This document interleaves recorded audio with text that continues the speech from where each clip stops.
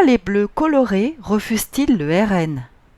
Citoyens, que ce soit vous, que ce soit moi, il faut se battre au quotidien pour que ça se reproduise pas et pour que le RN ne passe pas. Et l'urgence de la situation fait qu'aujourd'hui, comme j'ai dit, j'ai envie d'être fier de porter ce maillot le 7. On est dans un moment où l'extrême droite est aux portes du pouvoir. 2027 arrive à grands pas. Toi, tu dis être devenu pessimiste alors que tu as tout le temps été optimiste. Et les artistes sont très silencieux là-dessus. Tu es un des seuls qui parle. Mais alors, pourquoi sont-ils tous contre l'arrivée du Rassemblement national au pouvoir? Et pourquoi sont-ils tous contre l'arrivée des partis dits d'extrême droite en Europe? Tous ces gens colorés et célèbres pensent qu'ils ne sont pas traités comme des blancs européens et ils veulent tous faire barrage au Rassemblement national.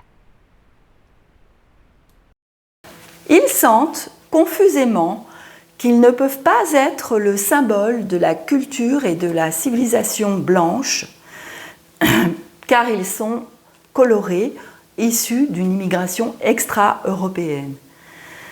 Et donc, ils ne peuvent pas représenter en fait une civilisation qui date de plusieurs milliers d'années. Et en fait, leur travail et leur talent ne suffisent pas. Au cours de l'histoire, les différences physiques des races deviennent l'un des marquages des continents et des pays. Les différences raciales deviennent le symbole de la différenciation des civilisations.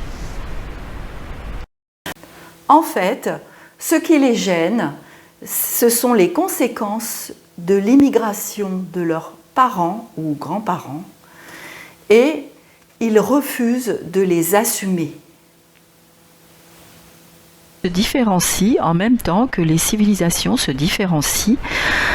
Ainsi, la race blanche devient l'emblème de la civilisation du froid et des pays au climat tempéré, tandis que la race noire devient le symbole de l'Afrique. Tous ces gens veulent nier que les races existent culturellement. Et donc, ils refusent aussi la différenciation entre les peuples parce que ça gêne leur carrière et leur réussite sociale.